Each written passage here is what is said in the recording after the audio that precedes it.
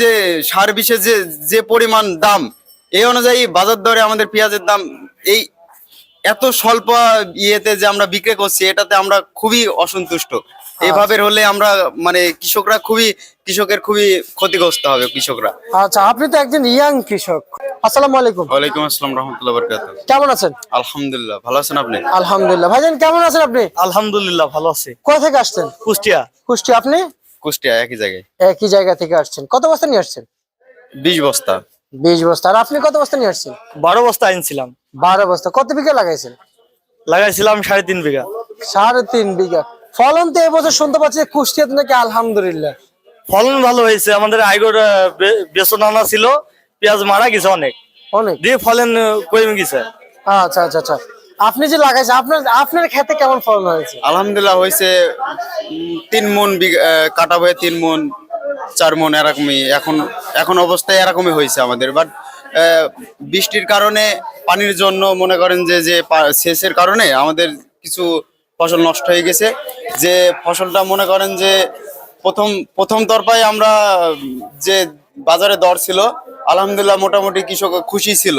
But এখনকার যে দরটা হচ্ছে, যেটা শুনছি নাকি এলসি অনেক পরিমাণ আসছে আমাদের বাজারে, আসার কারণে আমরা খুবই হতাগ্রস্ত হয়ে গেছি। যে আমরা মানে খুবই খারাপ অবস্থায়।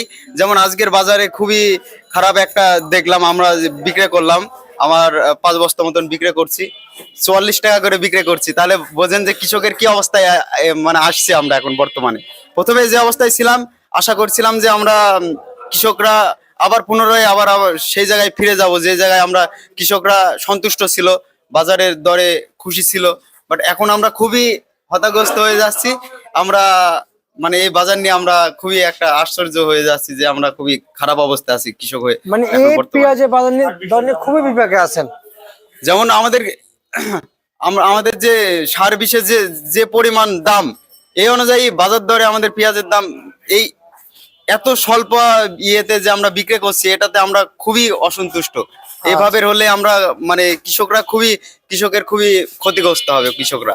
আচ্ছা, আপনি তো একজন ইয়াং কৃষক, খুবই একবার ইয়াং কৃষক। এই যে আরেকজন আছেন, আমরা যদি বলি আসলে এখন আপনাদের যে কৃষকদের যে অবস্থান, সরকার তো প্রতি বছর আপনাদেরকে সার বীজ দিয়ে কিন্তু টাকায় কীটনাশক সার দিয়ে আপনাদের এবারে সারের দাম অনেক বেশি। সরকার পরিপূর্ণ সার আমাদের দিতে পারেনি। দিতে পারে নাই না, আমাদের সরকার তো বলছে সব পরিপূর্ণ আপনাদেরকে দিচ্ছে।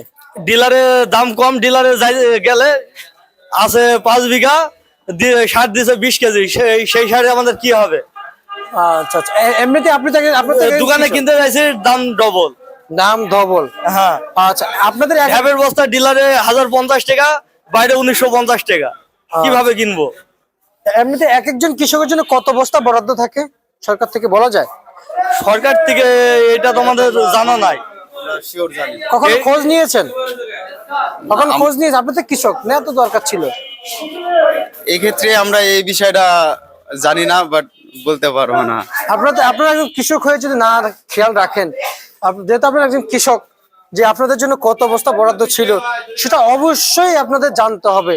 কারণ আপনারা এই বাংলাদেশের আগামী দিনের ভবিষ্যৎ। কারণ একের পর এক আসবে কিন্তু কৃষক, সবাই কিন্তু থাকে না চিরকাল। আপনি কৃষক, আপনার চলে যাবেন, আর আপনার জায়গায় আরেকজন এসে আবার দাঁড়াইবে। যেমন আপনি এখন যে জায়গায় আছেন, এই জায়গায় কিন্তু একজন ছিল কৃষক, তাই না? আপনি একজন ইয়াং হয়ে ওনার জায়গায় দাঁড়িয়েছেন, এবং আমি এখন যে জায়গায় আছি, আমার এই জায়গায় আগে একজন ছিল, এখন আমি আবার আসছি। ঠিক এমনই কিন্তু আপনাদের সবকিছু একটু খেয়াল রাখতে হবে।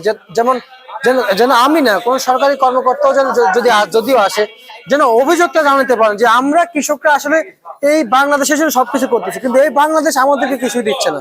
জি জি, বুঝছেন? পরবর্তীতে ইনশাল্লাহ আমরা এই বিষয়টা জেনে তারপর আমরা আমাদের অধিকার যতটুকু আমরা প্রাপ্ত, ইনশাল্লাহ ততটুকু নেওয়ার চেষ্টা করবো। ইনশাল্লাহ। এবং যে দাম সর্বোচ্চ আপনার 60 টাকা দাম পেয়েছেন না 65? না না না না, আজকের বাজার খুবই কম। না, আজকে দাম ন্যায্য কোনটা কি পরিমাণ দাম চাচ্ছেন? হ্যাঁ, 60 টাকা 65 টাকা হলে মানে কৃষক বর্তমানে একটা থাকবে আর কি, ভালো পর্যায়ে থাকবে। আচ্ছা আচ্ছা আচ্ছা আচ্ছা, বুঝতে পারছি। আর আমি যদি বলি, আপনাদের এই শ্যামবাজারে যে পেঁয়াজ নিয়ে আসছেন, কোন ঘরে নিয়ে আসছেন? এই জুয়েল ভাইয়ের ঘরে আনছি আমরা। জুয়েল ভাইয়ের ঘরে। জি। এই রাজীব বাণিজ্য ভান্ডার নিয়ে আসছেন, হ্যাঁ? জি। আচ্ছা, এই রাজীব বাণিজ্য ভান্ডার যেহেতু পেঁয়াজ নিয়ে আসছেন, আমি যদি বলি এই রাজীব বাণিজ্য ভান্ডার পেঁয়াজ নিয়ে আসার মূল কার কোন দাদন দিয়েছিল, না এমনিতেই মানে না, আমাদের আমাদের ভালো লাগা এবং মনে করেন যে ঘরালার ব্যবহার আচরণ এবং এই মানে সব ঘরেই পেঁয়াজ বিক্রি হয়, বাট ভাই আমাদের গ্রামে মাঝে মাঝে যাই, প্রতি বছরেই আমাদের খোঁজ নেয়, আমাদের কৃষকের সাথে কথা আলোচনা সব বিষয়ে আমাদের সাথে পরামর্শ নেয়, বা আমাদের আশাতে যতটুকু মানে হেল্প বলতে কি আমাদের ভালোবাসে এক কথায়। আবার প্রথমত আমরা এখানে পেঁয়াজ আনার সাথে সাথে আমাদের যে গুরুত্ব দেয় জুয়েল ভাই, এটাতে আমরা সন্তুষ্ট, মানে চাষি তো এর বেশি কিছু চাই না। এই জুয়েল ভাই, জি। আচ্ছা আচ্ছা আচ্ছা, ওনার ঘরে পেঁয়াজ জুয়েল ভাইয়ের ঘরে মনে করেন যে জুয়েল ভাই আমাদের টাকা দেয় না, অন্য কিছু না, জুয়েল ভাইয়ের ঘরে আমাদের যে ভালোবাসাটা পাই, এবং আমাদের কৃষক হয়ে আমাদের গ্রামে, আমাদের খলিশাগন্ডি পাইকপাড়া, আমার দৌলতপুর থানায় আমাদের বাসা, কুষ্টিয়া জেলা থেকে আসছি আমরা, বাট ওখানে আমাদের মাঝে মাঝে জুয়েল ভাই আমাদের গ্রামে যাই, কৃষকের সাথে কথা বলে, এবং আমাদের যে খোঁজ খবরের বিষয়, যে আলাপ আলোচনা, পেঁয়াজের কিভাবে কি করব, কিভাবে ভালো হবে, মানে কেমন এলসি আসা সম্ভব আছে কিনা, আমাদের সেই বিষয়ে পরামর্শ আগে থেকে আমাদের দেয়, কিছুটা অনুভব আমরা আগে থাকতে পাই আর কি। মানে আগে থেকে জুয়েল ভাই এই রাজীব বাণিজ্য ভান্ডার থেকে বার্তা দেয় আপনাদেরকে যে আসলে মার্কেটে কি হচ্ছে। জি জি জি। আচ্ছা আচ্ছা আচ্ছা আচ্ছা, আমরা যদি বলি আসলে এখন যে এলসি আসছে, এই এলসি নিয়ে আপনাদের যে অবস্থানটা রয়েছে, এলসি নিয়ে আপনার সরকারের কাছে কি বলতে চান? যেহেতু এখনো উপদেষ্টারা আছে দায়িত্ব, এখনো দায়িত্ব ছাড়ে নাই, কি বলতে মাননীয় চান? উপদেষ্টাদের কাছে একটাই কথা বলতে চাই যে আমরা কৃষক, বাংলাদেশটা কৃষির উপর নির্ভরশীল প্রথমত, আর দ্বিতীয় কথা যে পেঁয়াজ বাংলাদেশে আমরা যথেষ্ট পরিমাণ উৎপন্ন করতে পারি, আমাদের বাংলাদেশে পেঁয়াজ যত পরিমাণ আছে, মানে আগে কৃষকের দিকটা তাকানোর পরে অন্য সাইডে দেখেন, সব সাইডে দেখেন, আপনাদের বাংলাদেশটা সব সাইডে আপনাদের মাথা রাখতে হবে, কেননা আপনারা বিষয়ে আচ্ছা আচ্ছা আচ্ছা কাট করে না। আচ্ছা, আর এখন বর্তমান এলসি না নিলেও বাংলাদেশে চলবে, এখন পরবর্তীতে কি হবে বলা যাচ্ছে না, কিন্তু এখন চলবে আলহামদুলিল্লাহ। আচ্ছা, এখন চলবে। হ্যাঁ, এখন এলসি আসার কারণে চাষিরা ন্যায্য মূল্য পাচ্ছে না, ন্যায্য মূল্য দাম পাচ্ছে না। আচ্ছা আচ্ছা আচ্ছা, ষাটের নিচে বেচলে চাষিদের ক্ষতিগ্রস্ত হবে। আচ্ছা, এলসির বাজারটা কেমন আছে? এলসি 45-50। আর আমি যদি বলি আজকের বাজারে যেমন এলসি ছাড়াও মুড়ি কাটা কত চলছে? মুড়ি কাটা 48 থেকে 40। 48 থেকে 40। আর আপনার বাজারে এসে দাম কত চেয়েছেন মুড়ি কাটার? মুড়ি কাটা আইসি প্রথমে 50 চেয়েছি, তারপর কমে এখন কত দাঁড়িয়েছে? 48 থেকে 40 পর্যন্ত। আচ্ছা আচ্ছা, আর আমি যদি বলি রসুনের কি অবস্থা? আপনার রসুনের দাম তো বাড়ছে। রসুন 40-42। দাম তো একটু বাড়ছে মনে হয়, সেটা কি খবর নিয়েছেন? যে না, রসুন তো আমরা আনি নাই, রসুন আমাদের এলাকায় এখনো ওঠেনি, মানে লাগাইছেন, যা লাগাইছি ওঠেনি এখনো। শুধু মার্কেটে পুরাতন গুলো বিক্রি চলছে কত বলেছেন? এখন রসুনের বাজারে এই ঘরে তো রসুন নাই, আর আমরা তো রসুন বিক্রি করিনি, বিক্রি করেন না। 40-42 কোথা থেকে শুনলেন? এই ঘরে লেখা দেখলাম আচ্ছা মূল্য তালিকায়। আচ্ছা আচ্ছা আচ্ছা, প্রিয় দর্শক, আমরা যদি বলি আসলে মূল বাজারটা জানি যে আসলে জুয়েল ভাই রসুনটা কত চলছে আজকে? ওটা নাই তো আমার ঘরে আজকে ভাই। বলো যে মার্কেটে কত চলছে? মার্কেটের বাজার জানি না ভাই। আচ্ছা আচ্ছা, বুঝতে পারছি।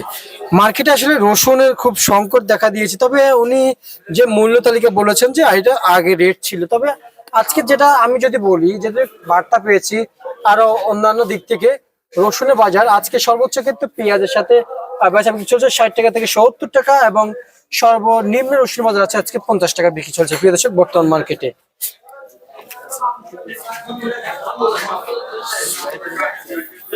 দেখেন